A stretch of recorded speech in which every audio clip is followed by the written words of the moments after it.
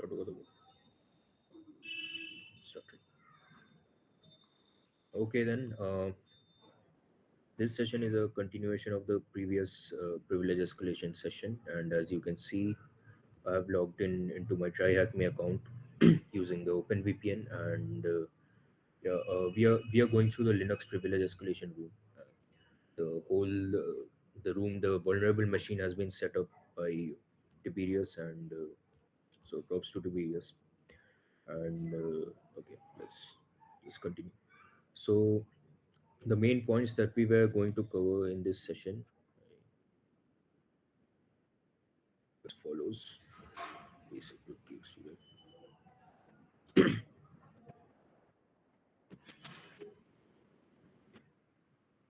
Yeah. So first of all, there's insecure file permissions, and okay. So as a part of insecure file permissions, first of all, we have okay. Let's just enter the system, and I have SSH into the system in order to save time. So let's just have a look at some of the important files you have. Okay. You have, as I mentioned in one of the previous sessions, that like there are a number of files. There's etc password, there's etc shadow, there's etc crontab, and then you have etc hosts, etc sudoers. All these are really important files, and most of these have some privileges and I mean some default privileges set up by the system. But if you hamper with those privileges, you might cause your system to have a vulnerability. So let's have a look at the privilege to the at the I mean the what do you call it, the privacy settings of the etc password file. Etc, yeah, let's have a look at etc password first. Dhritin, just can you increase the font a bit of the Font, terminal? right? Yeah, Yeah. sure. Visible? Yes, now it's good. Okay. So I'm inside the system. I'm inside their system. I'm remotely connected. I have SSH into the system. So as you can see, the etc password here is writable. Now by default, if I show you my etc password file, you will observe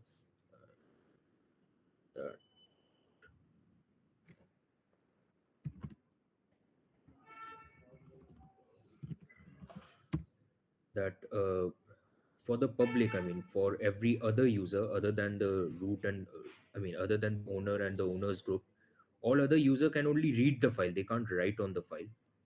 Therefore, the write permission is a vulnerability. Now, how is it a vulnerability? I hope you all remember what the etc password file was. Can anyone suggest me in the chat? Just a brief here about etc password, what it was basically.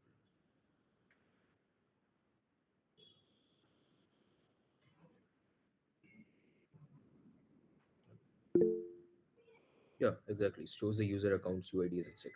So basically, what the etc password file does is, traditionally the etc password file was used in Linux systems to store the passwords, but nowadays, if I just cat out etc password, etc password, you'll see the passwords of any of the none of the users is stored inside the etc password file.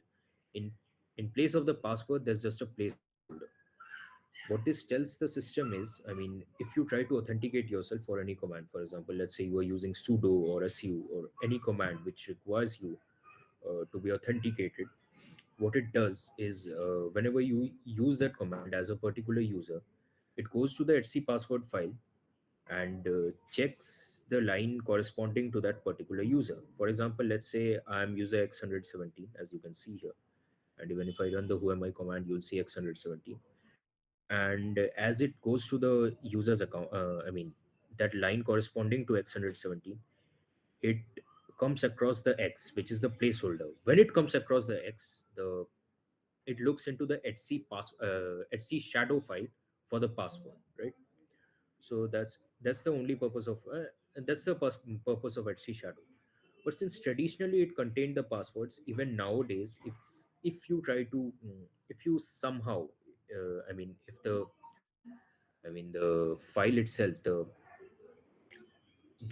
privacy settings of the etc password is writable. The etc password file has write permissions for the public for everyone else, then you can simply write a password to the corresponding user you want to become, and then you can simply SU to that user. For example, if now this is my remote machine, the machine that I'm connected to, the machine that I'm trying to hack. So if I try to get that C password out, you see that root has a placeholder that is X. In some systems, if you just remove that placeholder, you get a no password user, right? But it's not relevant in all the systems, so I won't show it right here. So what we'll do is we'll just generate a random password. Okay, open SSL password. Anything? Can anyone suggest a password? Just a random password. Anything. Admin 123. Admin 123. Fine. Admin 123. Yeah, there we go. Admin 123. So that's the password you have. And if I go to VI is a text editor, you all might know. And if I try to edit Etsy password, since I have write permissions to it. Okay, I think I'm inside.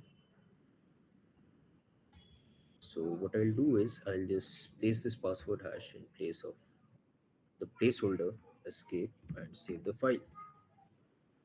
Now, since I've changed the password of root, what I'll do is I'll just try to log in as root, and it asks me for the password, and my password is admin123, so ADMIN123. I enter, and as you can see, I am root. So basically, I have escalated my privileges to root. So what we did was we changed the password of that user by editing the Etsy password file. Now, what will in order to move on to the Etsy shadow. Now, if the Etsy password file stays edited, then it won't matter whatever we do to the Etsy shadow file, because I mean the Etsy password, like when it goes to the Etsy password file, it will always encounter a password in place of the placeholder, and then it will simply use that password. It will consider that password only. So whatever you write to Etsy shadow won't matter, right? And so what we'll do is we'll simply replace the password that we use here. Yeah, let's see password again. Let's see password.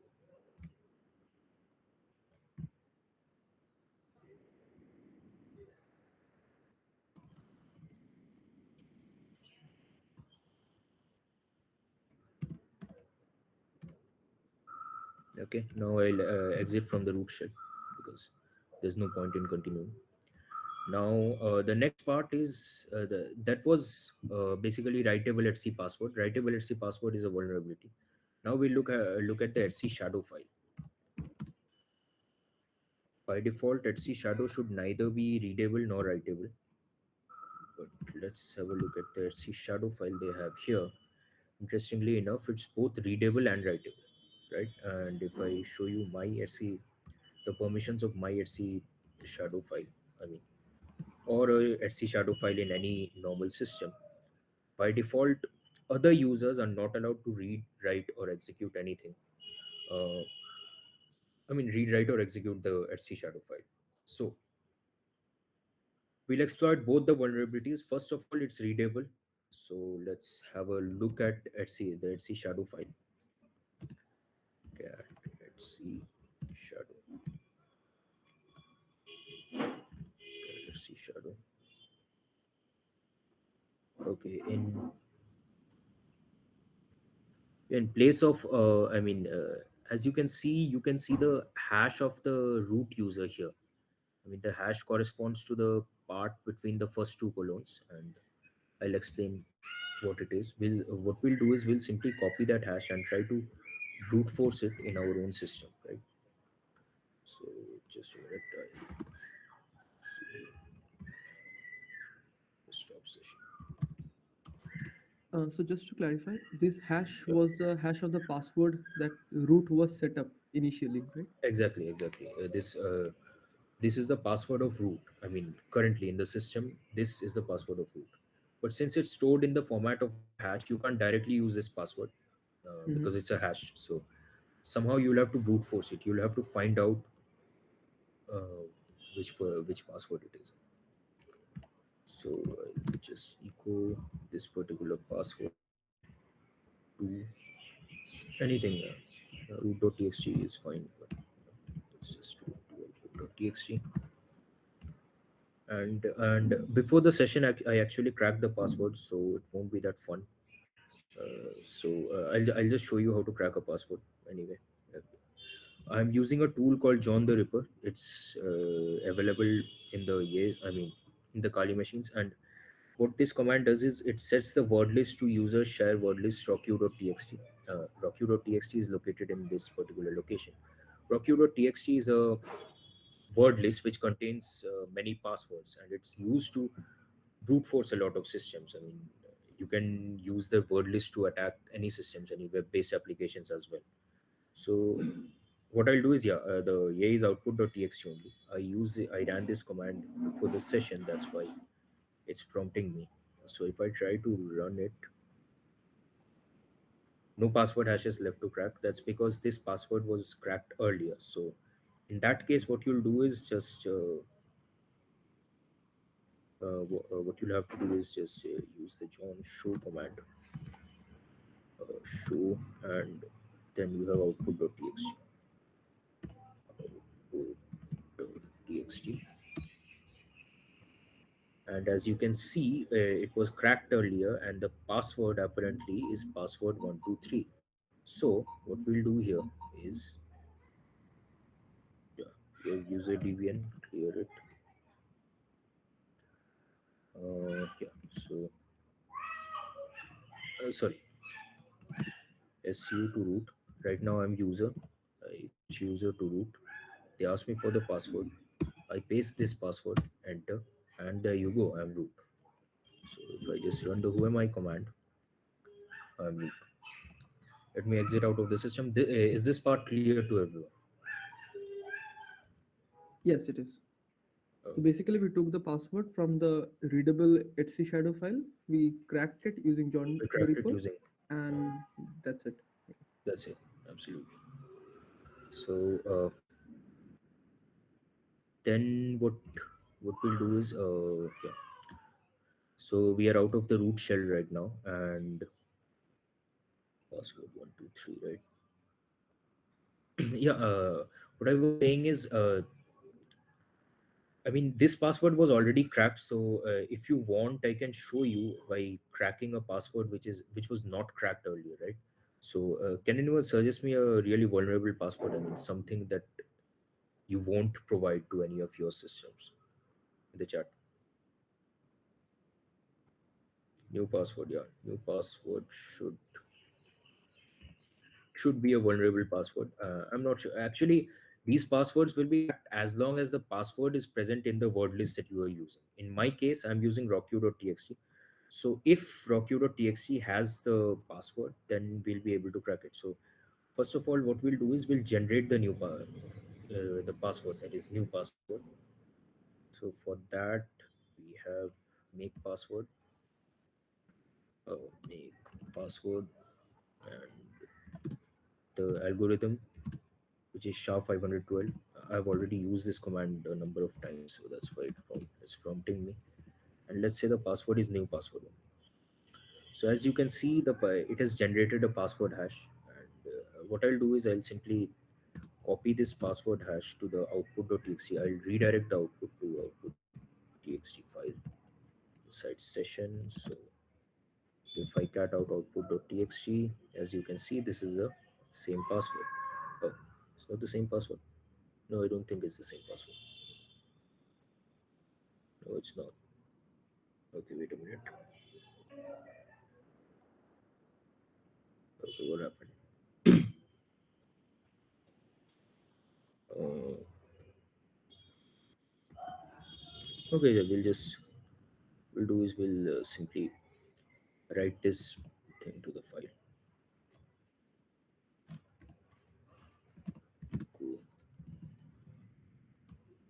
output.txt. Otherwise, we'll have to delete the whole thing. In VI, we can't select the whole thing and delete. So VI output.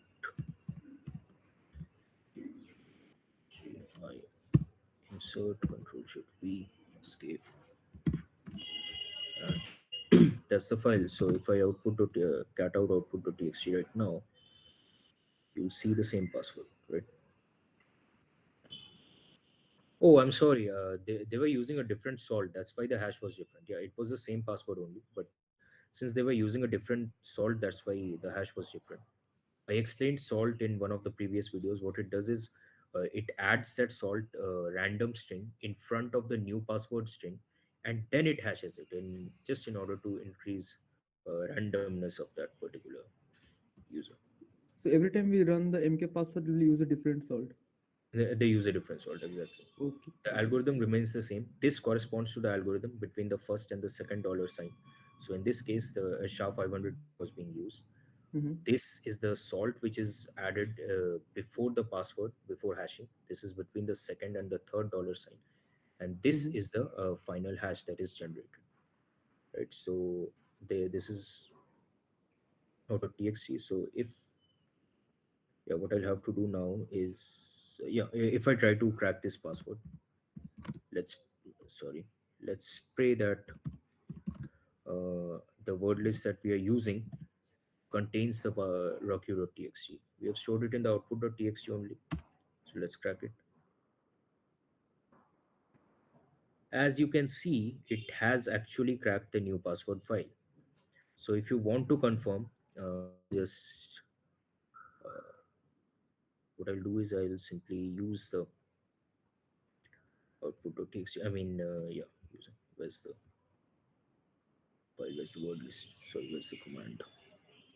Yeah, there you go. Rocky.txt. If I copy this and paste it here, and if I grep for this this one, the password that you use, that is new password,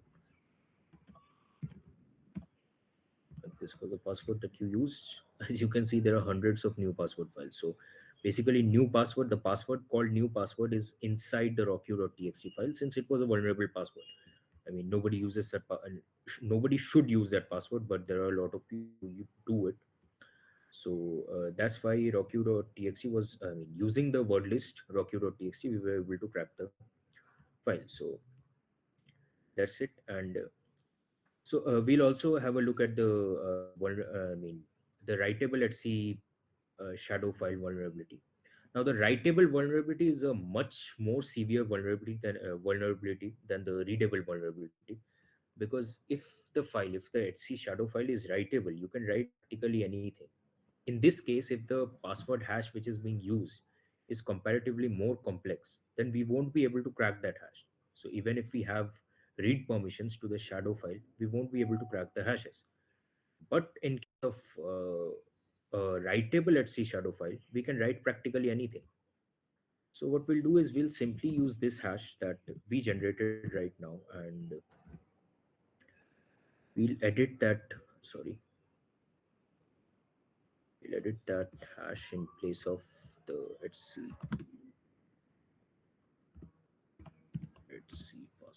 see shadow, right? Yeah, let's see shadow insert, and first of all I'll have to delete this portion of my bad.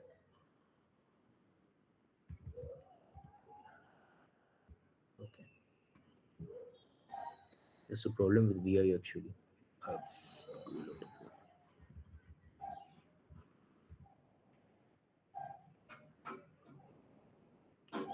So we'll just remove this password. Wait a minute.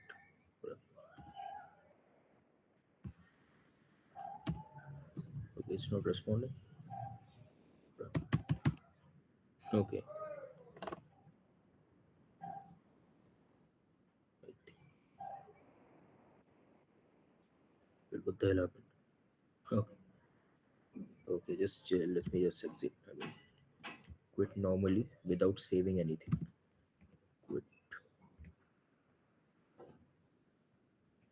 It was Add fine. a quit colon, a quit exclamation mark. Yeah, yeah. Sorry. I think you can use the nano editor as well. The nano is Yeah. installed.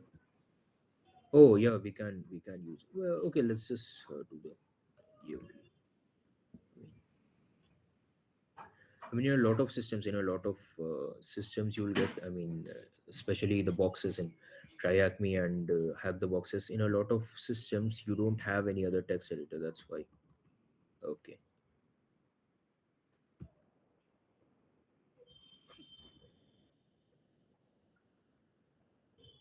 well, it's still causing problems somehow. Okay, there we go.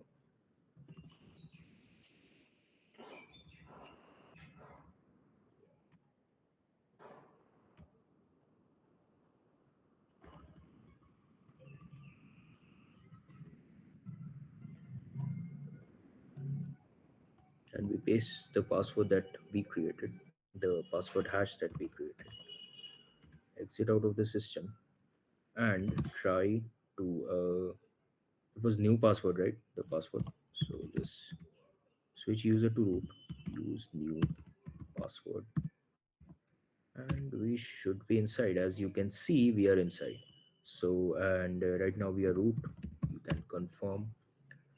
Since you have a TTY shell, you'll be able to see root here. But in case you get a normal shell, you have to confirm. So I'll exit out of the shell. Okay. So that was readable Etsy shadow and writable Etsy shadow. Any questions from this part? One thing, like Yeah. previously for the Etsy password, you use the command OpenSSL password, and for the shadow file, we use the MK password. Any particular reason, or just like that? Yeah, the hash. I mean, the hashing techniques that have been used. I mean, the are different in both the cases. That's why we're just using the things. I mean, the Etsy password was a really traditional. It was traditionally used to store passwords, and the techniques that were used to store passwords at that point of time were different from the ones that we use. The techniques that we use right now are definitely much more. Secure. I mean, advanced, and yeah, that's the only reason. Got We it. just use different Got it. Got it. techniques. Okay, so yeah, the next thing was I I just wanted to discuss this particular machine doesn't have any other vulnerability which is of the form of readable at C. I mean, any of the important readable files. Any of the important files don't have any security flaws. I mean, any bad permissions. So no, just a minute. We'll just have a look at Etsy, Etsy hosts and Etsy sudos. Etsy sudos. As you can see, Etsy host is just readable and Etsy sudos is neither readable nor writable. So we don't have any vulnerabilities here. Now, if you look at, but in case there was a vulnerability, I'll just explain how you can exploit that particular vulnerability. Now, Etsy host, Etsy host is a file which sort of resembles the DNS servers. For the people, I mean, if you have any idea about web development or any stuff related to web, you might know what DNS servers are. What DNS servers do is, let's say you are searching for google.com, and as far as the internet is concerned, google.com doesn't mean anything. So what they'll do is they'll perform a DNS lookup corresponding to google.com, and in the DNS server, they'll find the IP address of google.com. And what they'll do is they'll send back the browser this IP address, and then the browser will send the request to this IP address itself. So that is the purpose of a DNS server. And in case Etsy hosts is a similar thing. For example, if I just cat out my own Etsy host, okay, I'll just cat out their Etsy host. Okay, just a minute.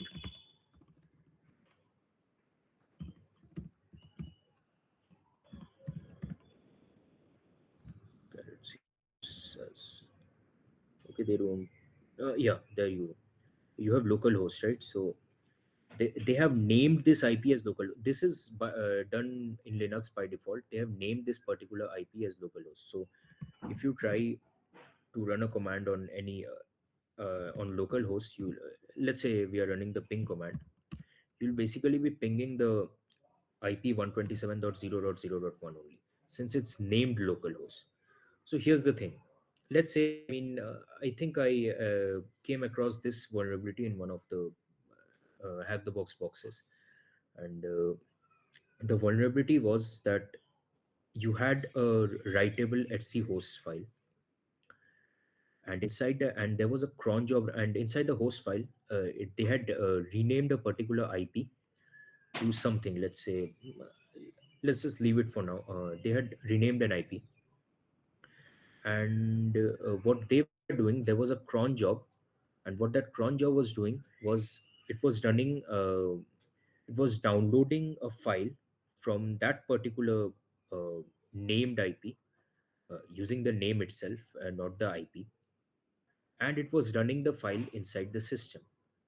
And so what we had to do here was, basically, since the Etsy host file was writable, all I had to do was go to the Etsy host file, replace the IP with a IP address that I control, set up a server in that IP address, and keep a file with the same name. So what would happen in that case is the machine will be tricked into downloading the file from the same server that I control.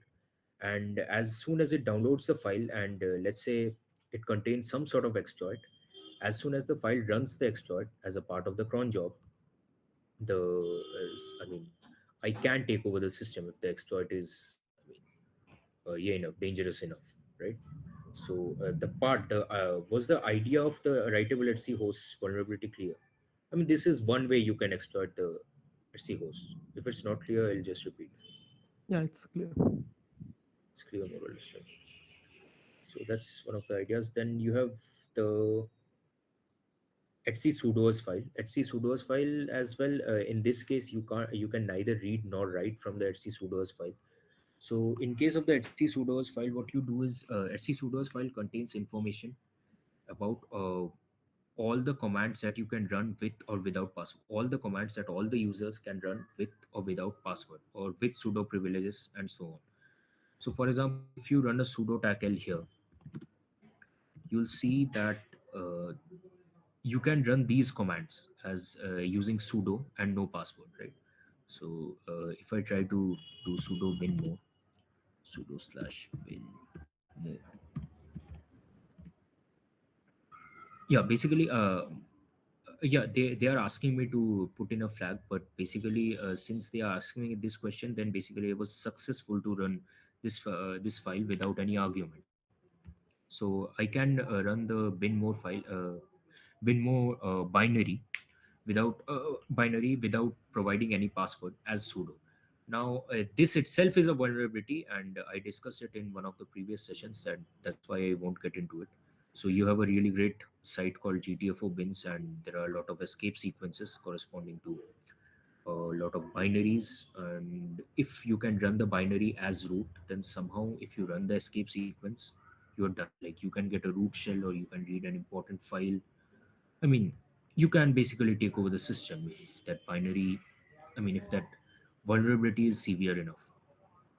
Now, here's the thing: at the Etsy sudoers file basically contains all the information about the sudo users, and if there is a writable Etsy sudoers file, all you have to do is give your own user all the permissions which are to be available. And as soon as you give yourself all the permissions, then, like, you are practically the root user. You don't even have to escalate your privileges to root. You've already escalated the privileges of the user itself. So that's one way you can exploit the Etsy sudoers file. The writable Etsy sudoers file. Was this part clear? Yeah. Okay. Okay. First of all, let's just move to the cron jobs part before going to the SUIDs.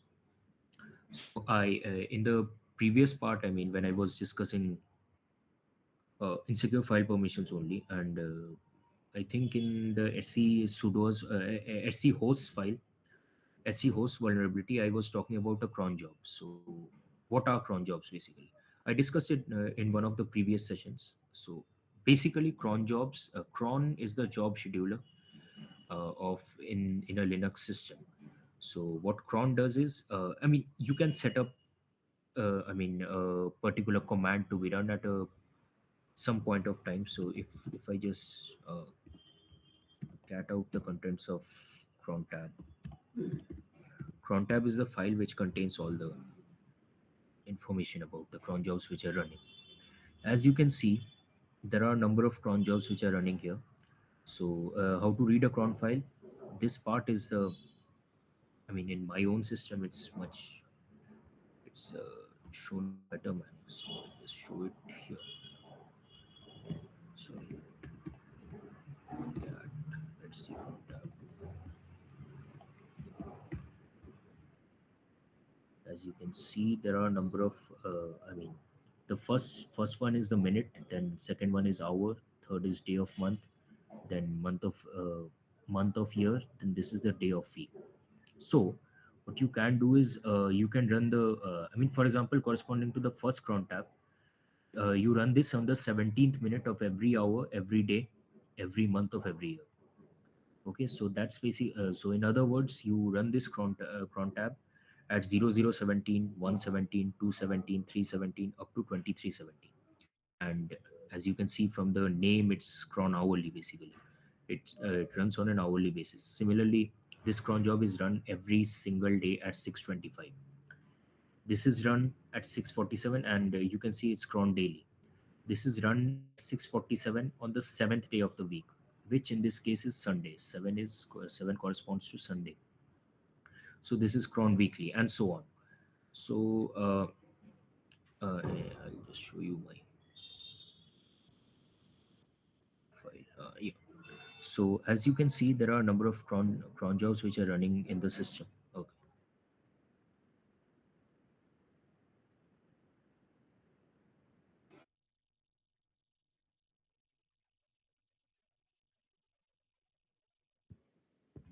Hello, Dhritin.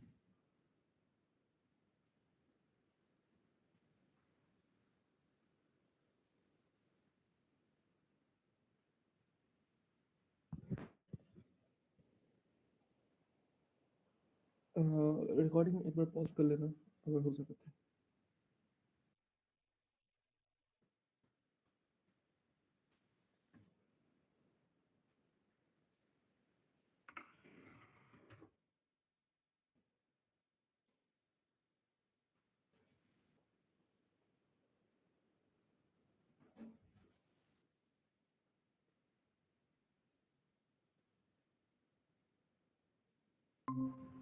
Am I audible? Yeah, you are. Okay.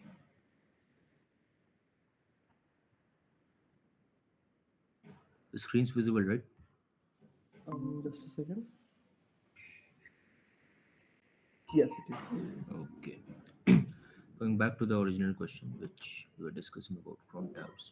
Yeah, contacts. Yeah. So, yeah. Writable cron. Yeah. So first of all, let's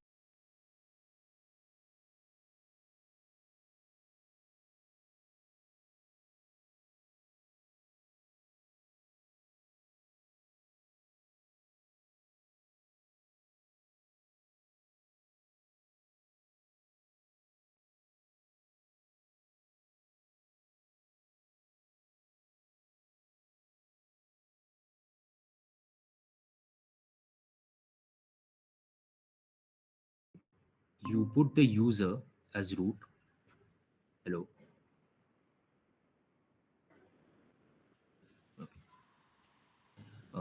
You Yeah, you basically put in the user as root, and you put in the command. I mean, let's say there's a bash script that you are running, and it's an exploit. It's some sort of exploit, and you somehow let root run that exploit every single minute. Then if you run that exploit, then somehow you can get a root shell. For example, let's say that particular exploit, what it does is it copies the bin bash from the original bin bash. It stores it in a file and declares that file as an SUID. I'll discuss what SUIDs are. SUIDs are basically I mean, yeah, binaries which you can run with the permission of the owner. Now since root copied the file, root is the owner of that particular file, since we are running the system as root. So it copies the file to a particular location and declares that file as an SUID. So all you have to do now is run the file with the dash p tag and done. You'll get a root shell. So basically, that's an example of an exploit that you can use. If you run that exploit every minute as the user root, since the crontab file is writable, then you can simply take over the system. Was this part clear to everyone? Yeah, it is. The writable crontab. So Yeah. that's how you can exploit a writable crontab file. So then the second exploit.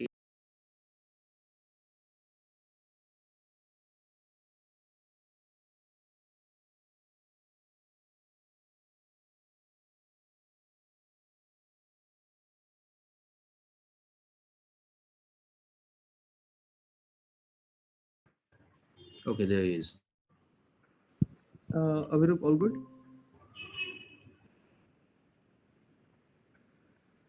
Okay. I think we are good. Yeah. Yes.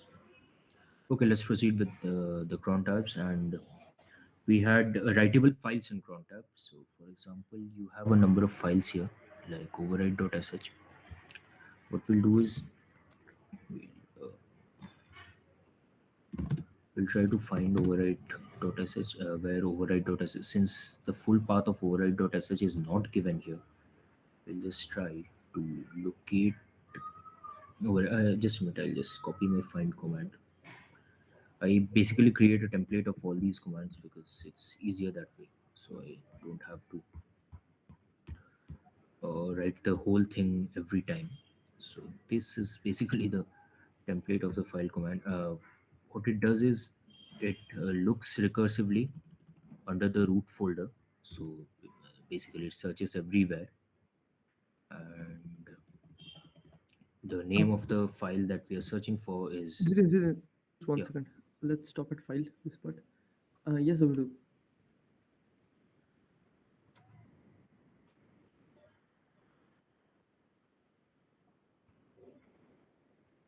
हाँ ठीक है, no problem. हाँ recording ठीक है. Resume कर लो. हाँ हाँ.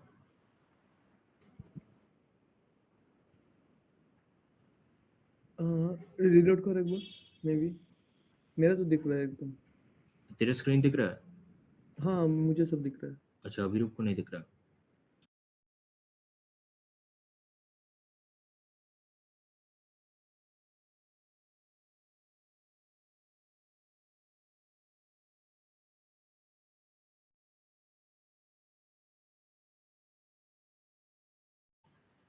As I was saying, let's just search for the file override.sh, and that we will know where it's located.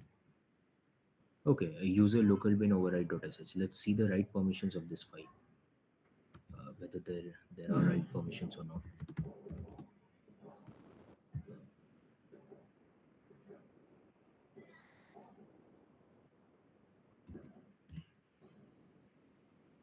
And it's writable. It's perfectly writable. And so what we'll do is we'll simply write our own exploit inside this file and wait for the whole thing to run. So, yeah. So since the file is writable, I'll get inside the file.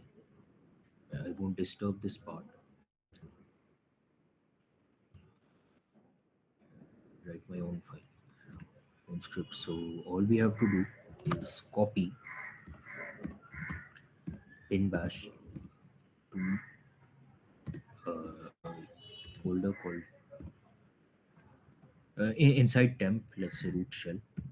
We are doing it inside temp because in case we forget to delete it, no one will be if the as soon as the system is powered off, no one will be able to find the file. I'm just storing it inside a EA called root shell, and all that I'll do now is I'll change the permissions of this file to SUID tmp root shell. Right? Yeah, that should do the job. And I escape, control WQ. So we'll have to wait for a while. So if you do lstmp right now, you have only two folders. And let's just cat it out once to confirm whether we have written everything all right or not. Control Shift C, Control Shift V, and cp bin bash slash tmp slash root shell. Yeah, this should work. So we'll have to wait for at the most 60 seconds, because that as you can see, this cron job is running every single minute. So at the most 60 seconds is to for this cron job to run, and as soon as the cron job runs, we'll get a root shell.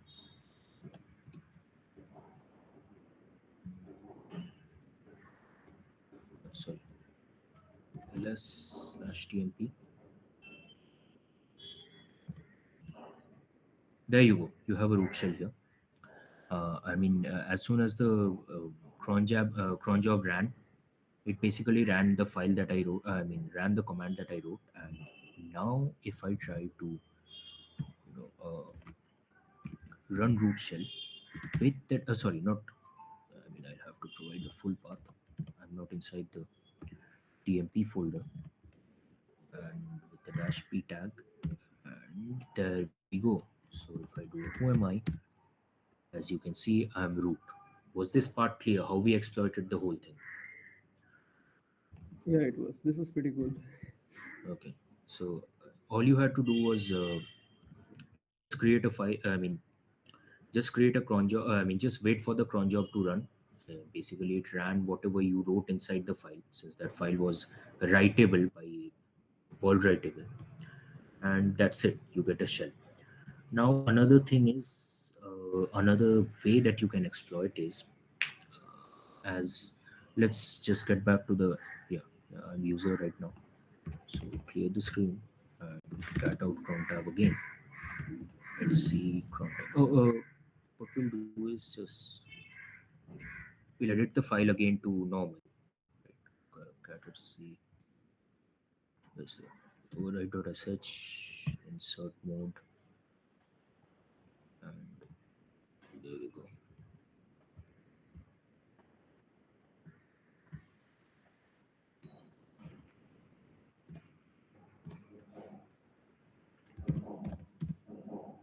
And yeah, we'll remove the root bash rm tmp root bash. Sorry, root shell.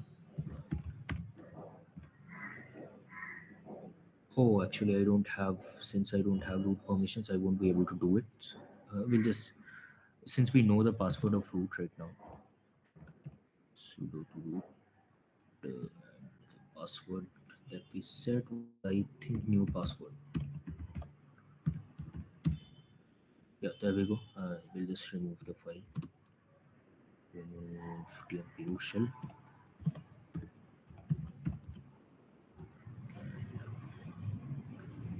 ls slash tmp. There we go. It doesn't have the root shell anymore. Also, if we try to cat out the override.sh, it should come to normal. Yeah, there we go. It's normal. So now what we'll do is we'll have a look at the file path inside Crontab. So Crontab again. Okay, I can do it. Well. Okay, it's taking some time. There we go. First of all, exit out of the root shell, because there's no point in escalating my privileges if I'm already root. Uh, yeah, so Cron. Okay, let's see Crontab.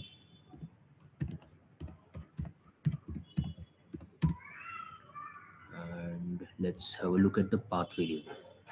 I explained it in one of the previous videos what the path variable does. Even in the normal system, you have something called the path. Okay, so the path is one of the important environment variables, and as you can see, the normal path consists of user local bin, user bin, bin slash bins slash user slash local slash games, etc. So all you have to do, for example, whenever you are running a command like ls, You don't have to write the full path of ls, like slash bin slash ls or something of that sort. This is the full path of ls. I mean, it does the same thing. All you have to do is write ls. Why does it work perfectly? Because uh, I mean, ls is inside, ls is a part of one of with the path variables only. uh, just sorry, bin is a part of the path variable only. As you can see, slash bin is present over here. What the system does is iterates through all the locations inside the path variable separated by colons, and looks for the ls binary. So slash user slash local slash bin slash ls not found, slash user slash bin slash ls not found, slash bin slash ls found. It runs the ls command. That's it. So that's how the path variable works. In a similar manner, the path variable inside the cron job, obviously, it works in a similar manner. So when we located the override.sh file, we found it. Do you remember where we found it?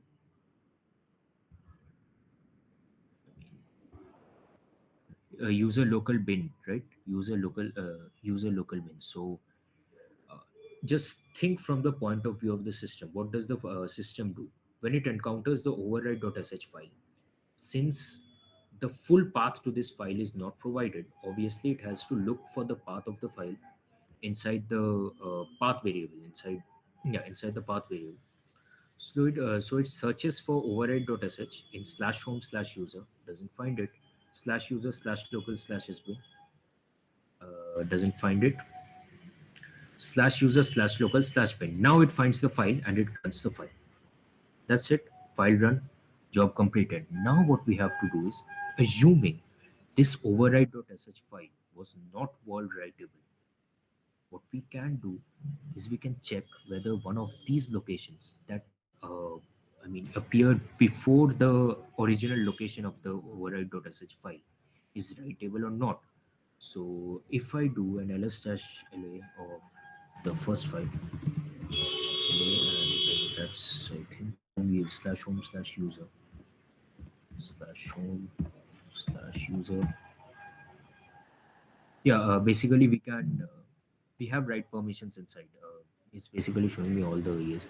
So it's our own home folder, home slash user. So we have write permissions here. So all we have to do is we have to create a file with the same name, that is override.sh. So whenever the system goes to the path variable, it will find override.sh in slash home slash user and run that override.sh that I have written there instead of the original override.sh, and hence it will run anything that I want it to run. So let's just create a file. Okay, it has to have the same name, the exact same name, otherwise it won't work. That's nothing to be surprised about. Okay, what we'll do is we'll simply copy the file that we do previously. Uh, First located slash user slash,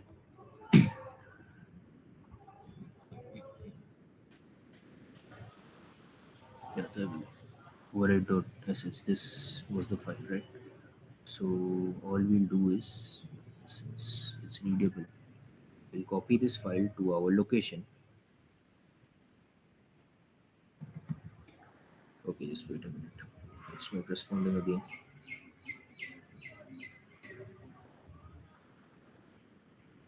Well, there we go. cp slash user slash hn to a file called override.sh in the current location. Sh.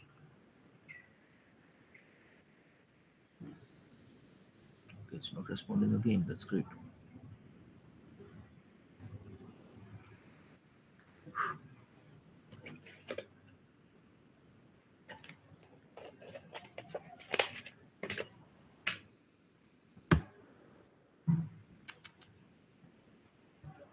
I'm sorry about that.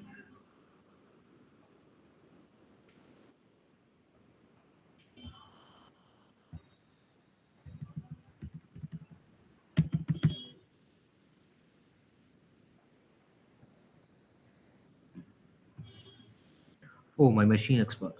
Oh, no, it didn't expire, but it should work. There's still 4 minutes. Okay, just what we can do is let's just restart the machine. That will be better, I think. Just terminate the machine and set the machine from here. We will have to wait for a minute. Till now, are there any doubts? No, it's clear. It's clear, right? Actually, TryAcme allows you to have only 1 hour. You can extend the machine time, but in my case, I have observed whenever I extend the machine time, I start facing some errors with TryAcme. That's why what I do is I'll just terminate the whole session and restart the machine. Only 4 minutes was left in that machine. That's why I terminated early.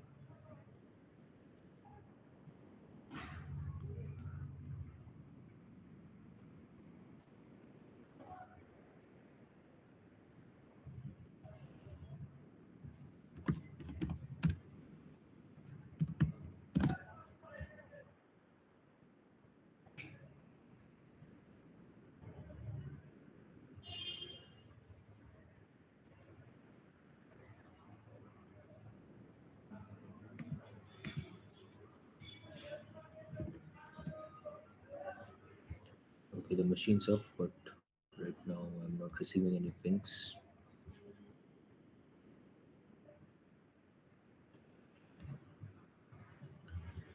I mean, in this particular machine, I mean, in the Linux Prevest machine, there's a problem with the ping. I mean, it takes time to respond actually. 10, 10, 153, 121.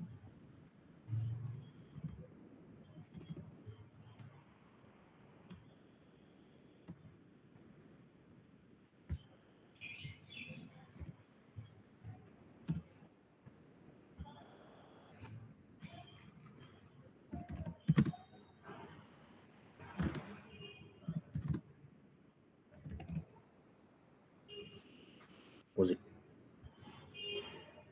Is your OpenVPN running?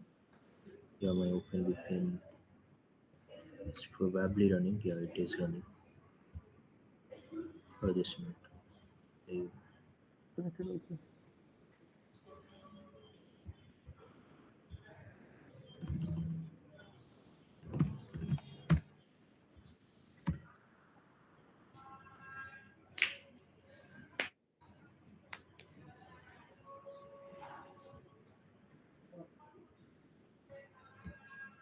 Okay, I just pause the video and pause the recording also. Yeah, we'll just pause for the.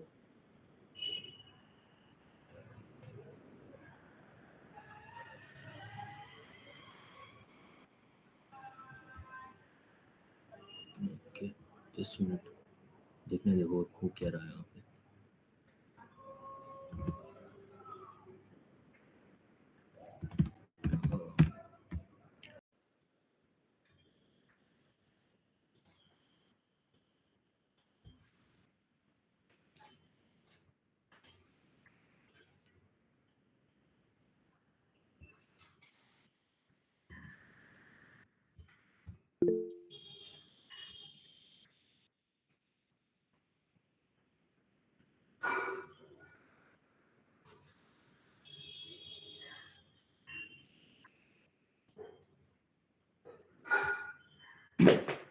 So we were discussing about cron jobs. This is the file, basics, right? Just a minute. Uh, Zoom in the two terminals, by the way. Yeah, I'll To the, zoom in. yeah. I'll zoom in. Data switch where was I? Session basic.txt. There you go. And I think we were discussing the writable files, file permissions, exploiting the path variable, right? We were discussing exploiting the path variable, Yeah. and we are inside here. User DBN. Yeah. So first of all, we were trying to create some. Okay. Okay. It has restarted. It has. I mean, changed all those things that I've done to the VM. So yeah. So all we had to do. Okay. First of all, okay. The font. It's visible, right? Both the terminals. Yes, now it is. Okay then. Cron tab, tab, Cron tab, and we were trying to exploit this particular override.sh. And as I was explaining, what the system does is it goes to the path variable, like all these locations, and searches for the binary over. It's not a binary. I mean, in this case, it's a file. It's a bash script, and it will search for this bash script in all these locations, and uh, wherever it finds the file, it will immediately stop searching and run the file.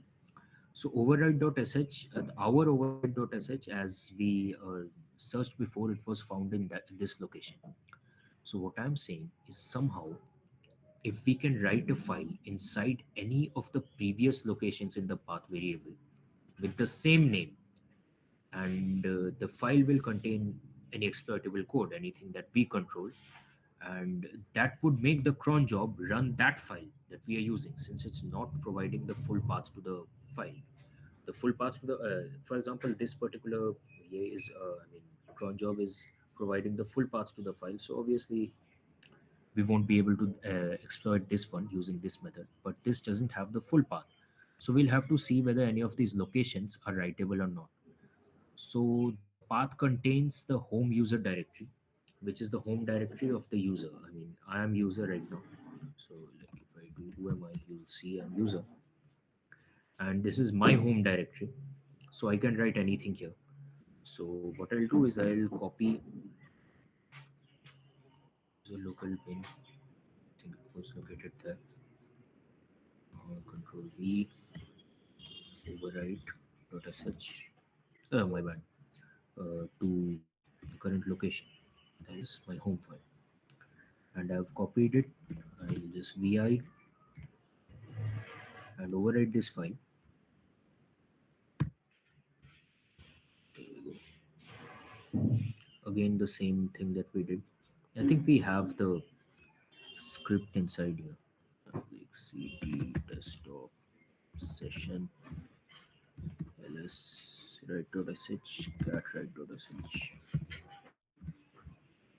Yeah, this is the thing. Binary suite bash, and maybe let's copy the whole thing and paste it here. So as you can see, the first line, what the first line does is, okay, I'll have to edit a few things here and there. First of all, the file, and I'm storing it in slash tmp. So tmp. I explained in the previous video, I mean previous part of the video only, what we are doing in this case. So I won't discuss again. Plus, you can read the comments. Oh, bash to tmp root bash, and that's it. Escape wq. So yeah, we have created the override.sh. As you can see, it's there, and if I run slash tmp right now, there's nothing here. We'll have to wait for at the most 60 seconds to for the cron job to run, and then if we check, we'll find the file. Now here's the, I mean, I think there's a method in Linux where you can actually track the, I mean, the output of a particular command for a certain interval of time. I don't remember that, so It's that would watch. have been, it's Watch. watch, right? Yeah, Yeah, watch watch. Yeah, minus yeah, in yeah. one. Watch. Okay, let's just check it for now. Okay, that's bad. That's quite bad. uh, cp pin bash to tmp file called root bash chmod process tmp. The file if you're using is called root bash only. uh, the file is root bash only, right?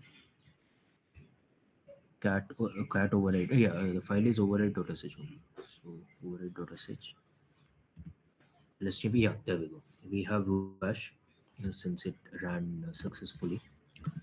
I mean, we were unlucky that we had to wait for the whole minute, but in case we've started in the 31st seconds or some second or something, then we'll maybe have to wait for 30 seconds. That's it. and I run it with the dash p tag, and there we go. We are root. Where my root. Was this part clear? Yep, it was. Okay. So moving on to the next part, that is wildcard exploitation. Now that is something interesting. That's really interesting. As you can see, first of all, we'll just run the basic commands on cat. I mean, get the original file. Let's see, Crontab. There we go. Let's see, Crontab, and we have this particular file that we have to exploit. Okay, and let's have a look at the permissions. First of all, as you can see, the full path of this file has been provided, so we won't be able to use this exploit that we used. Cron job, the cron tab file is not writable, so we can't write anything on the cron tab file. And let's have a look at the permissions. Again, it's read only. Since it's a read only file, we won't be able to, I mean, update anything in this file. So let's just have a look at what the file is doing. It appears that it changes directory. I mean, when the cron job runs, it changes directory to slash home slash user, which is my home directory, and then it creates a backup of the whole thing. Tar is, compressing. I mean, it's a compressing software. Basically, tar. What tar does is it compresses or decompresses file. It's like zip only. Okay, these are the flags that are being used. This is the location where it has to be compressed, and then finally comes the part that has to be compressed. You might remember this is a wild card, and whenever, for example, if I have all this, so if I just run it with a wild card, that is star can be replaced with anything. Okay, so if I do cat star, it will basically run the cat command on all the files, right? So there's a binary, that's why you are getting these data. This first part is the content of the basic.txt file. Then you have few more. This is some binary data. This is the output of all the files that we have here. So what the wildcard does is, an expansion takes place. First of all, there's an expansion, and then only it runs all the file. So now I want you people to understand something. So in case of this command, for example, let's say if I do an ls here, and the files that are contained in this particular location are file1 and file2. So writing cat star is equivalent to writing cat file1 file2, right? Is that part clear? Let's say Yes, there are yes. only two files, file1 and file2. So writing cat star is equivalent to this. Basically what the system does is, whenever you write there's a wildcard, it expands the wildcard first, and then it runs the command. Okay, so here's the thing.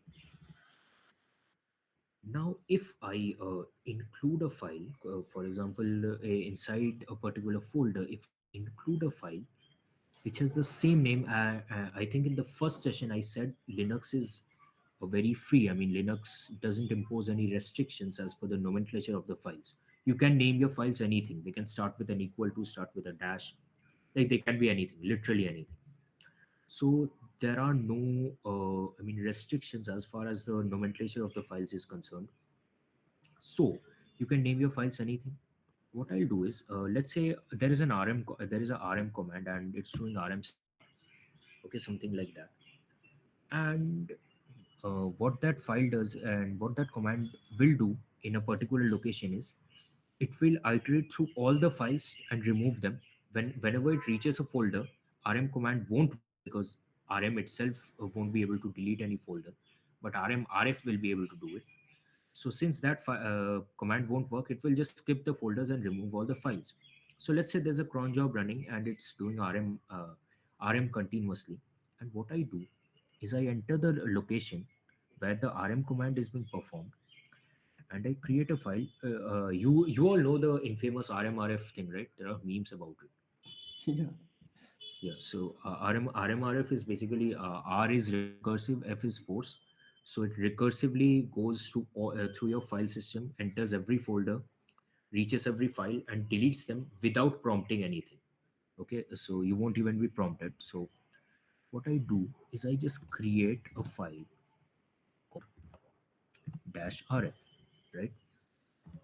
And now if I just ls the whole thing, as you can see, a file -rf has been created.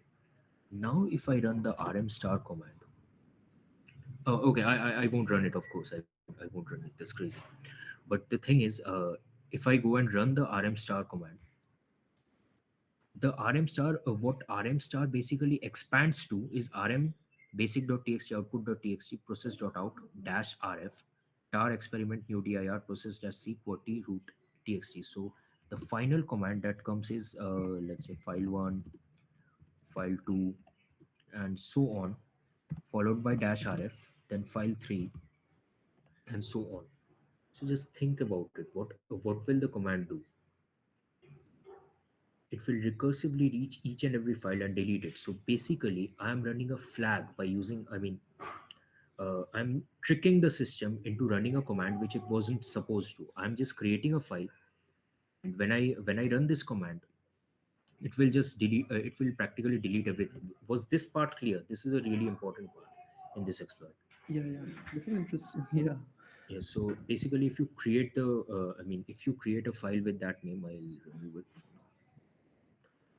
No trouble. Dash rf. Yeah, it's safe, right? Yeah. Okay. So all we have to do is, so right now GTFO bins is our great friend, and I discussed about GTFO bins. I think in this video as well, I stated something about GTFO bins. So GTFO bins, and we look for an exploit for the tar command.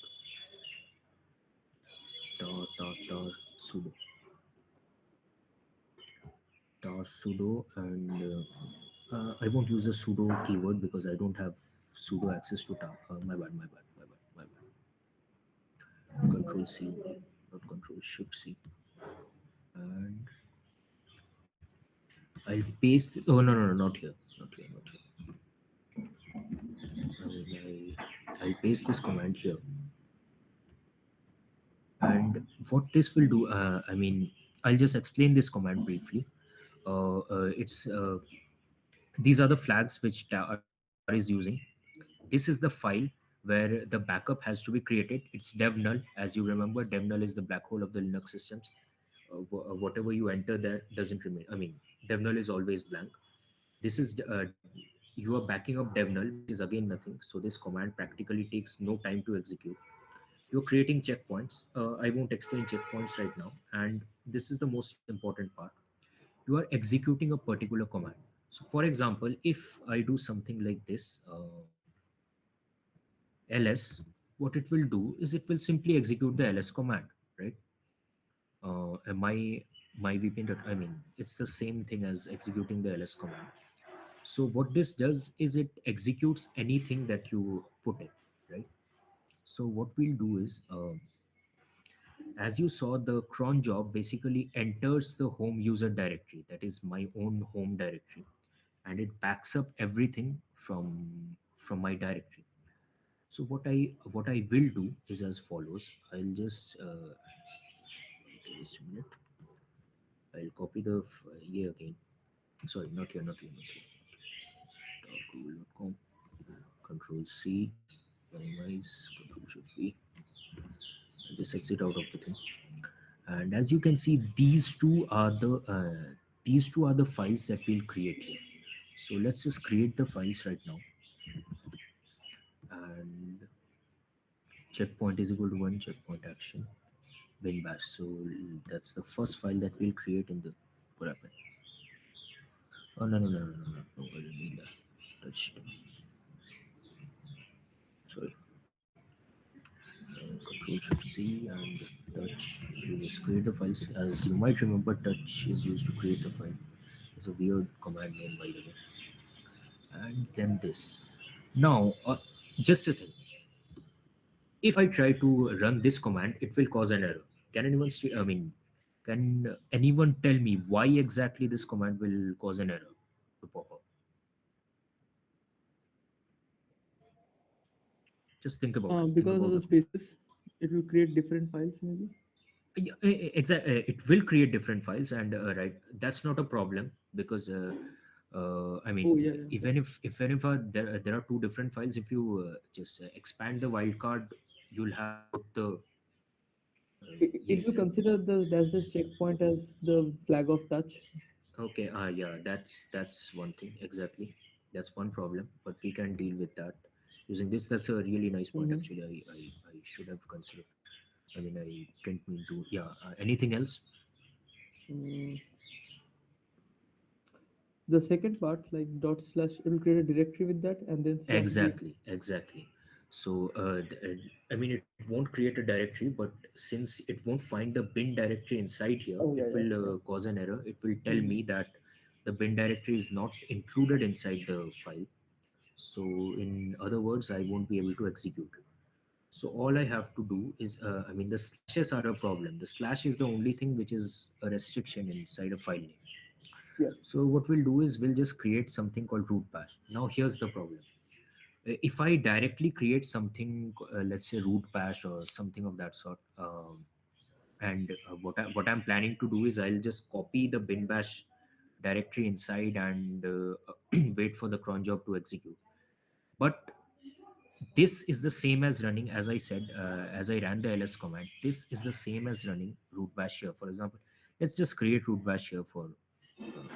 Okay, I think the override.sh is running the file. That's why it will directly create a yes, SUID. So no, okay. Right now, let's not do it.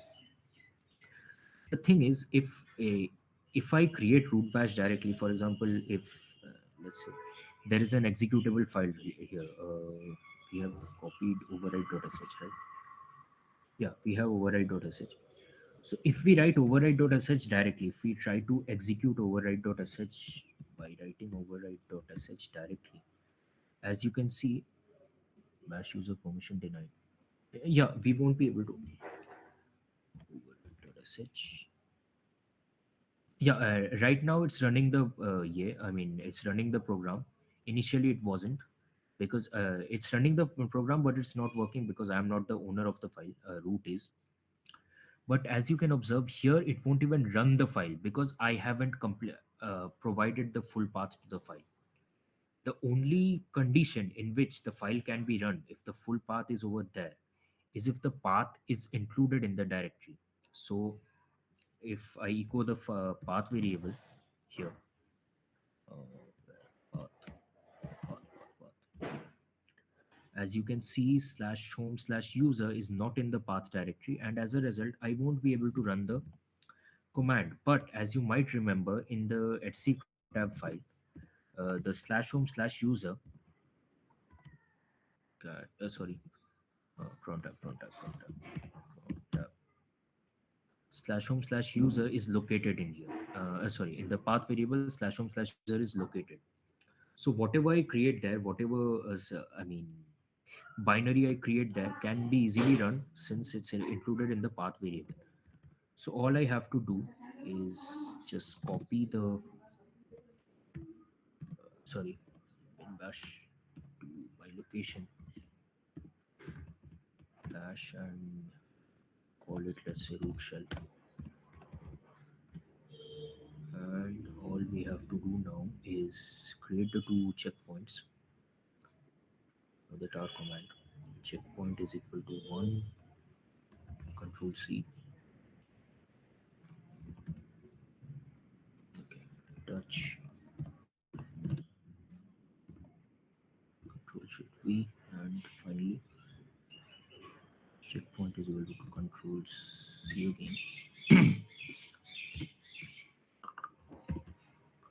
And instead of bin bash, we'll just write root shell. And oh my bad, I didn't. There you go. Now if you check, you have root shell and all this here. So all we have to do now is like ls/tmp. Okay, we already have root bash, but the file that will be created now will be root shell. It won't be root bash. This root bash is from the cron tab, right? Yeah, this root bash is from the initial cron tab. Okay, just a minute. I didn't remove the root bash, right? That will create the root bash in the same location. That's why. Oh shit. Oh no, no. That shouldn't happen again. Just a minute. Just a minute. Let me think. Root shell. What's the? Oh, I won't be able to run the root shell directly because sorry. I won't be able to run the root shell directly because it will be run using the cron tab. So first of all, let me remove the root bash from here. Uh, let's change user, switch user to root. The root user was yeah, password 123 root, and remove root bash slash tmp bash plus slash tmp. Yeah, exactly. This thing won't work because it will be run by the cron job, not myself. So I have to write something in root shell. I mean, yeah. So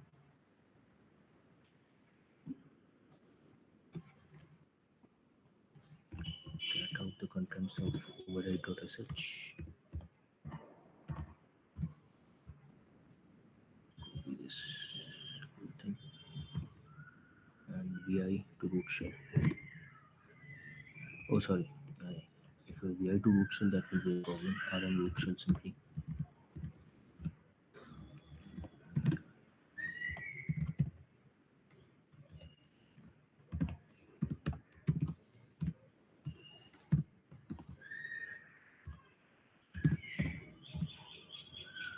Okay, now if I cat out root shell,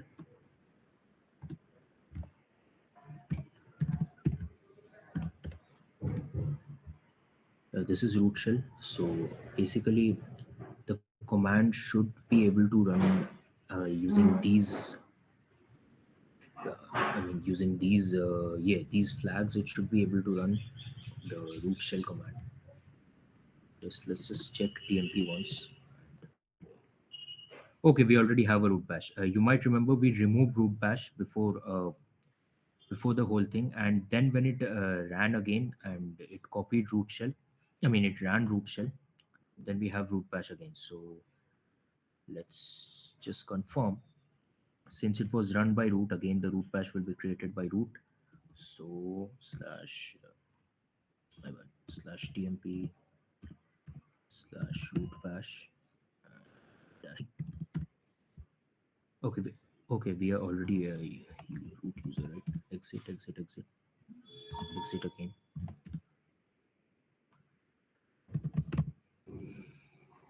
Now what? It's not responding. User debian. Yeah. Now if we run the root bash command with the dash p flag, as you can see, we are root. So I'll just go through the procedure. What I did was I saw the tar was doing a wildcard expansion.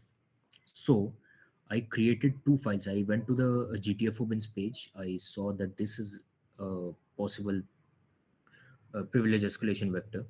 And what I did was I created two files which tricked the system into running the binary that, the bash script that I provided.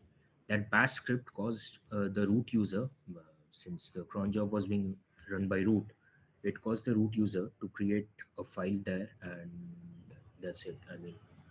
There was a copy of bin bash there, and I ran the bin and declared it as an SUID. I ran the bin bash with the dash p tag, and there I am with the shell. Was this part clear? This is a really interesting exploit. It's really useful. a lot of Yeah, it scenarios. was clear. It was really interesting as well. Yeah.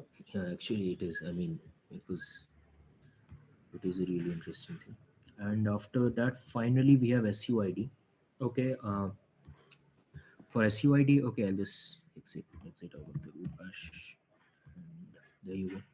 So SUID, I won't be showing you a lot here because in SUID there are a number of concepts. I mean, I'll have to go through the path, the concept of path like thoroughly. So that won't be possible in this video. So the thing is, I'll just tell you the basic exploits. First of all, what is an SUID? An SUID is something which you run with the permissions of the. It's a binary which you can run. It's an executable which you can run with the permissions of the owner user. For example, if an SUID is owned by the root user, and if you run the SUID with the dash p tag, you'll basically be running the SUID as root. For example, if I just run as I told you, I'll move on to the TMP folder and to an ls. We still have the root bash. If I run root bash normally, ideally I should get a shell as user only. Okay. Oh no, root bash was already declared by root, right? So in that case, I will directly escalate my privileges to root. I'm sorry about that. But normally, you have to run the yeah with the dash p flag for example. Okay, I'll show you an example later. This the thing is basically you have to if there is an SUID, you can run that SUID with the permissions of the owner user. So in this case, as you can see, if there is a file which is owned by the root user and that particular file is writable, then you can simply write to the file, run the file as root, and get access to all the system. That was discussed in the cron jobs part, the whole procedure. So I'm not going to discuss it right now. There are other methods. For example, let's say there is a binary or something which is being run as an SUID. So we can always come to the go to the GTFO bins and search for that binary. And if there is a possible privilege escalation vector, we can run it using the SUID privileges and then directly escalate our privileges to root. Either escalate our privileges to root, or if there's a file reading vulnerability, there are a lot of, for example, let's say there's a Python script which does something with a program, and often what happens is let's say it won't be directly able to give you a root shell because you won't be able to edit that script, let's say. But let's say if that script reads from a particular file, it would raise an error. Let's say it reads from the etc shadow file. So I make the that script read from the etc shadow file. It reads the first line. It doesn't understand that line corresponding to the program that you provided. It raises an error, and while raising an error, what it does is it prints the first line. So in other words, you somehow trick the system into printing the first line of the etc shadow file, right? Which is not exactly. And then normally the interesting part about this exploit is the first line of the etc shadow file is normally the password of the root. So that might cause some problems. I mean, if that is, these are possible vectors. These are all covered in GTFO bins, so you can go through the GTFO bins if you want. Now that's about the first part. Then you have no. First of all, really important thing is how to find SUIDs. Let's say I'll just copy this command and explain it here. As I told you, I have created a template of all the commands so that I don't have to type them again and again. So you are finding for SUIDs inside the root directory recursively. Find always finds files recursively. You're setting the permissions of the required files to type SUID, and the type is file. You're not searching for directories, and whatever errors you get, you redirect it to dev null. Two is basically standard error. One is standard output. Two is standard error. So the output of the contents of two are redirected to dev null, so you won't see any errors. Okay, so if I run this command here,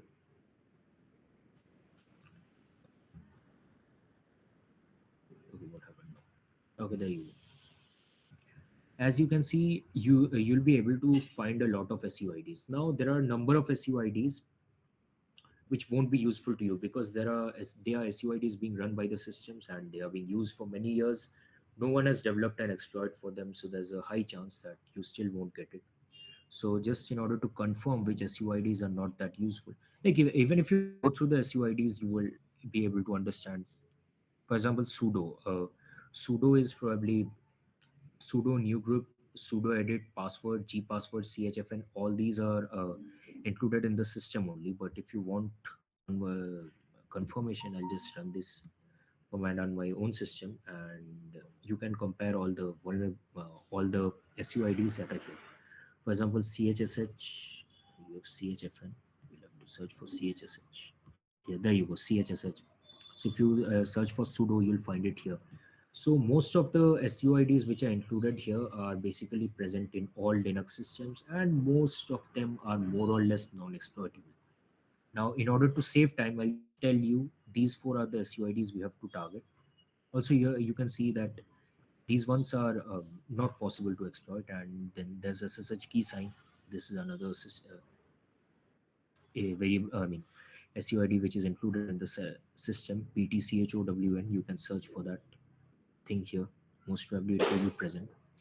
Ping is the ping command, so again that's not going to be relevant. SU mount, not relevant. So these are the only four SUIDs.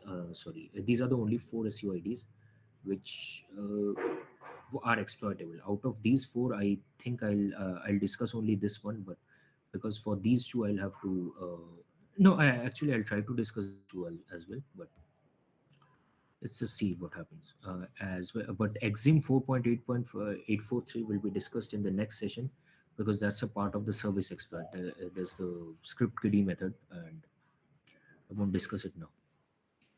So you have SUID, SUIDSO. Let's just have a look at what SUIDSO does.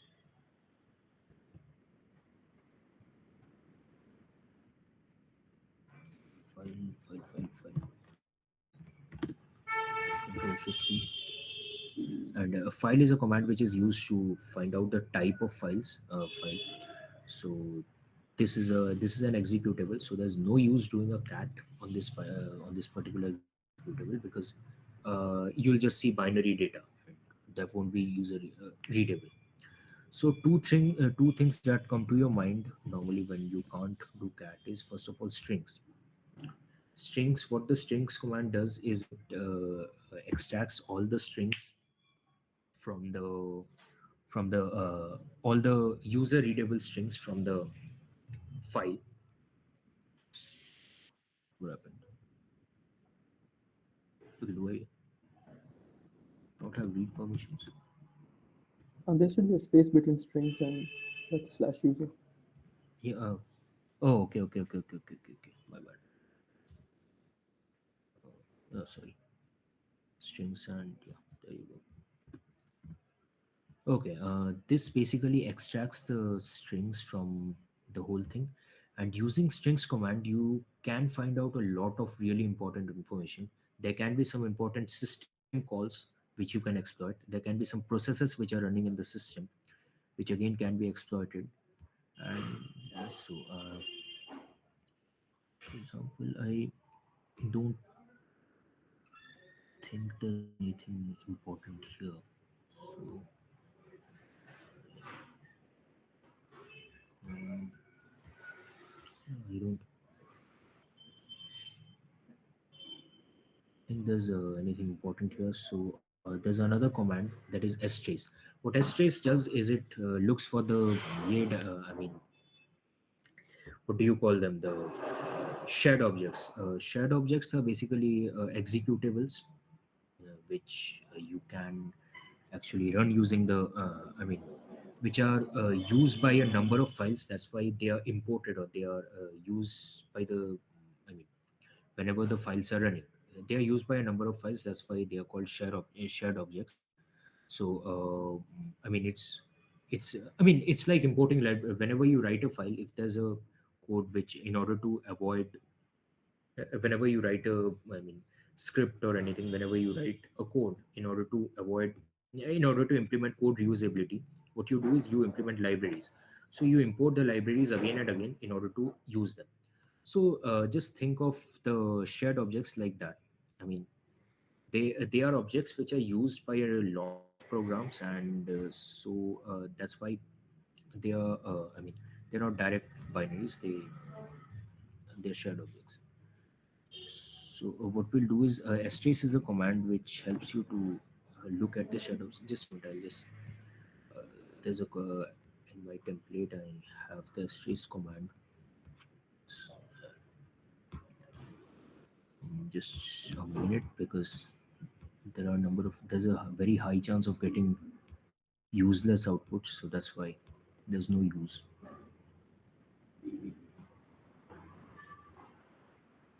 I think in the source explores we sudo then we have the strace command.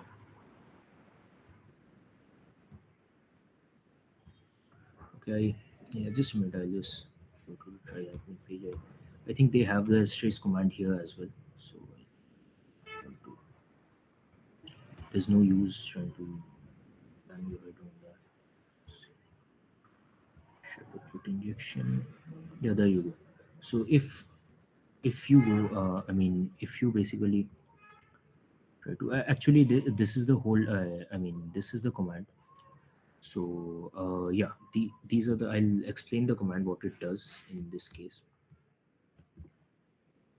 All the oh sorry, there are two traces,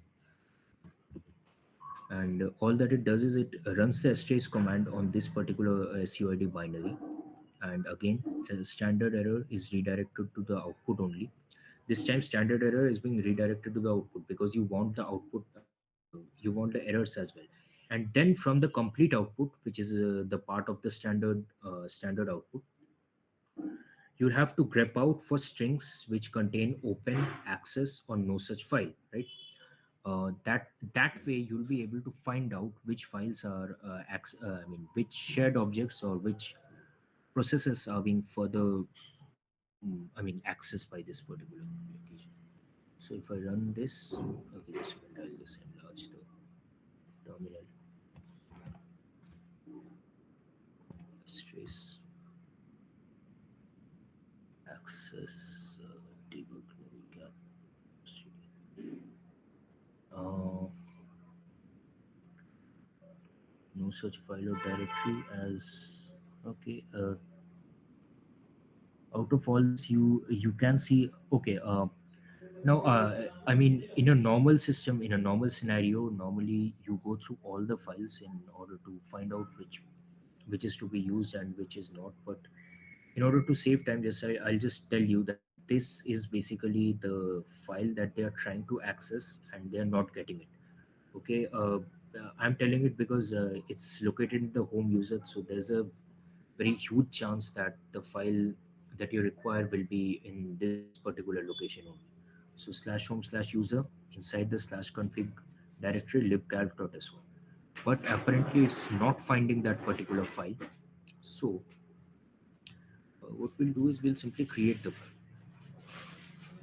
If I go to my so I had some interesting.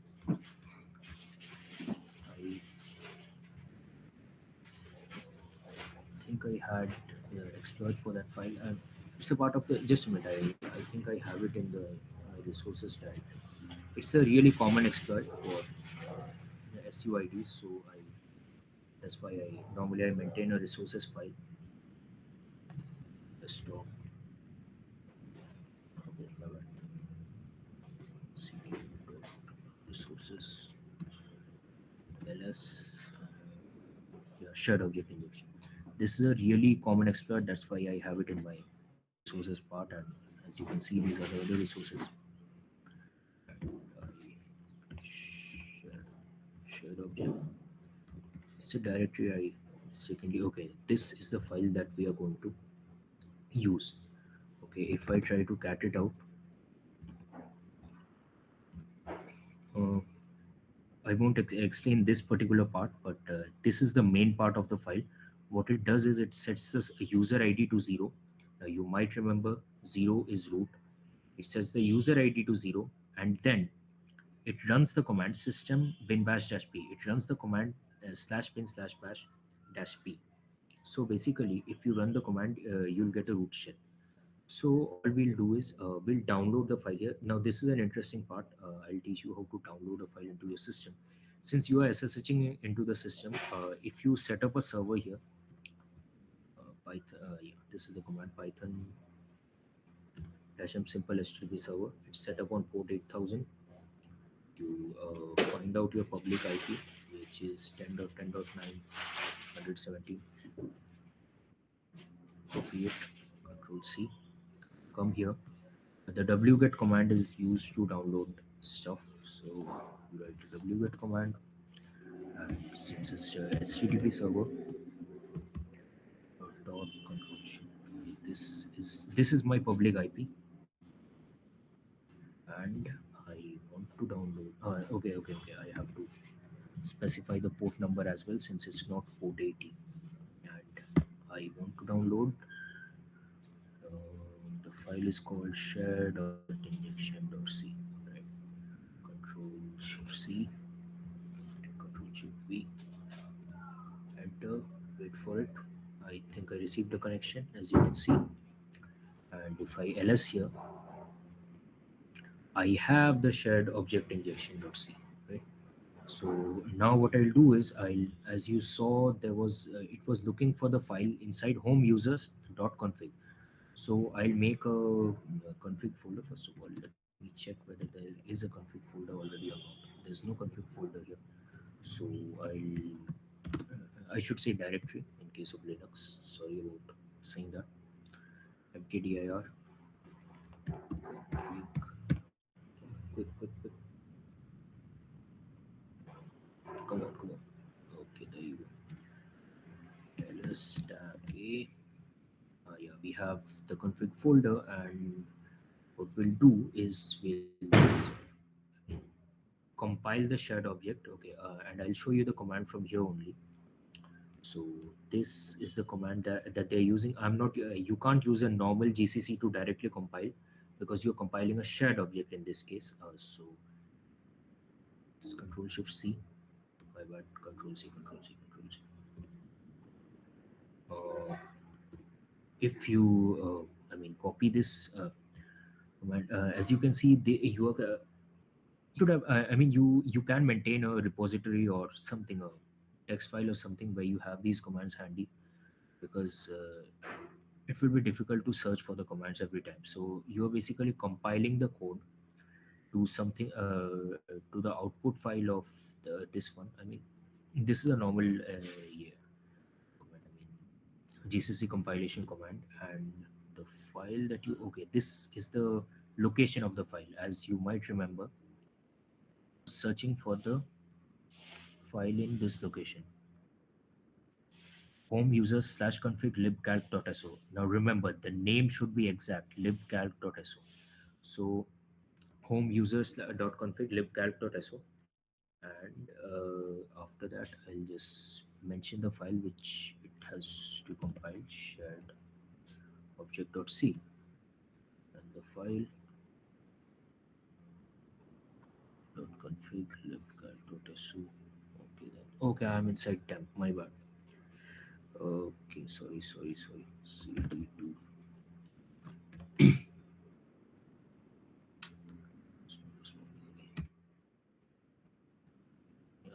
Mkdir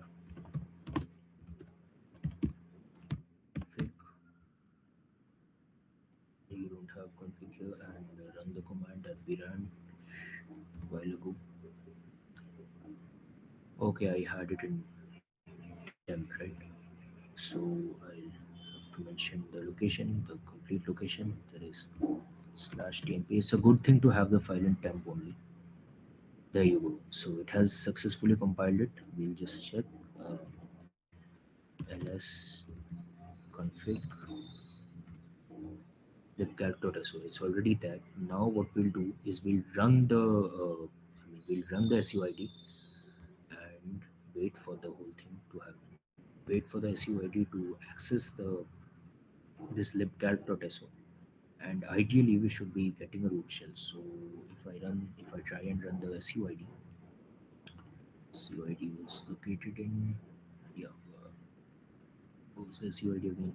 Let me just,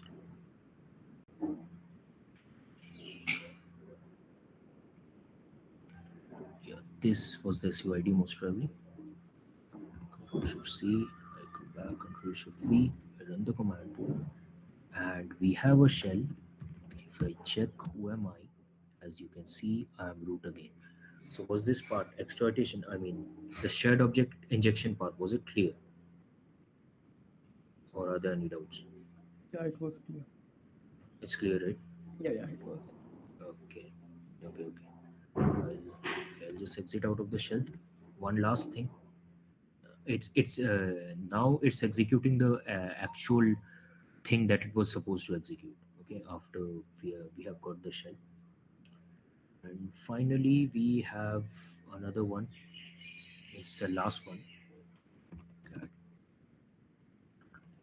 We'll just search for the SUIDs again.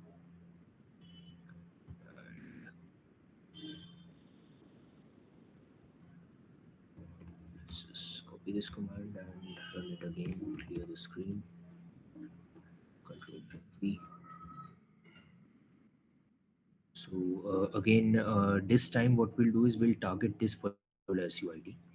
Okay, Control Shift C. First of all, let's just check for the normal things. For example, the file permissions. If it's writable, we can simply write to it. But apparently, it's just readable, so we can't write to the file. And this is a user-defined SUID, so we won't find it in GTFO beans. So let's just proceed with the next part of the exploit. So as I said, you can run strace over it. First of all, we'll run strings and see if there are any system calls. Control Shift V strings. So ipc.so set restid. You won't be able to exploit this. Then system ff. And yeah, it's running the service Apache 2 start, right? It's running the service command. And so what we can do is, and you can observe again, it's somehow related to the path variable. You can observe that the whole path of this whole command is not provided. For example, it's a service Apache 2 start. So somehow, if I can, what these SUIDs do is I mean, it inherits the path variable of your system, and then it runs the command. So if somehow you can edit the path variable and then run the command, then cause the SUID to run, and then you might be able to run this particular command. For example, in the path variable, let's say you include, let's echo the path variable once. I'll just yeah. So all these locations, if these locations are writable, it's fine. But most of these locations are writable only by a privileged user, not you. So what we'll do is we'll include a location which is writable. We'll include a file and name it as service only, and then run the and with that edited path variable, we'll run the SUID. The SUID will search for the service executable inside my path variable. It will find it in the location in which I have written. The executable will be called service only. So it will run the service executable, and since the service executable will contain some sort of executable code, and we'll get access to the whole thing. So before proceeding inside, I'll just what was the called shared object, right? I'll just create the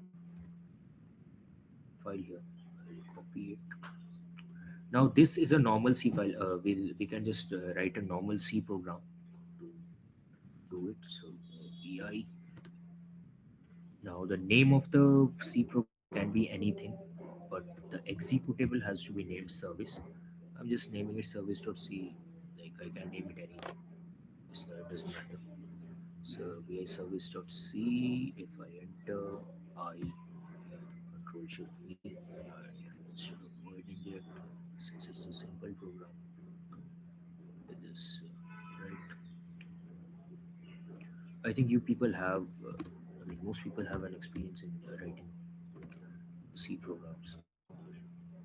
It does the same thing, sets the user ID to 0, and then it runs slash bin bash with dash p. It's escape wq ls should have the C program available service, whatever this is. Now, normal compilation of the C program to a variable called service, yeah, service, and so all we have to do is service 1 2 3 4 1. This whole thing. Come on, come on. What up? It's ACRVIC 12345 Yeah, I D. can see that, but actually I pressed tab, but it. You've written a Oh, E in the middle. Yeah, yeah, that's it. yeah, I understand. This is the shows service. The name of the executable is service. So if I hit now, so now I have something called service and it's already executable. So I don't have to chmod it. And now all I have to do is, I'll have to edit the path variable. So as you saw, all the paths were just normal location. They were colon separated. So I include the current location colon. Okay, I'll have to set the path first.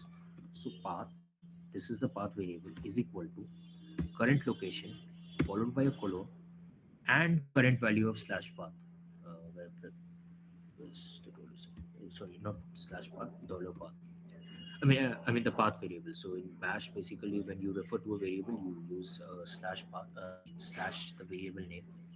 So the new path variable is equal to dot followed by a dot is basically the current location where my service is located, followed by the path variable, and then all we have to do is to run this particular SUID, which will cause the server, which will sudo shift C, which will cause a function call to this particular SUID variable. If I run it, ideally, there we go. If I don't know who am I, you can see I'm root here, right? So that's the thing. That's about the SUID. TryHackMe. This particular room of TryHackMe has included other exploits for SUID as well. But for example, abusing shell features one. This is relevant only for Bash shells which are lower than 4.4, and that's why I'm not discussing it because right now, if you just see, if I run slash bin bash version, as you can see, yeah, this was installed about a year ago, and even then we had Bash 5.1.0. The exploits that have been discussed here are basically 4.4, below 4.4, and everything. And even I don't have any proper examples of abusing any of these exploits. That's why I won't be discussing these parts. So that was all for today's session. Any doubts, anyone?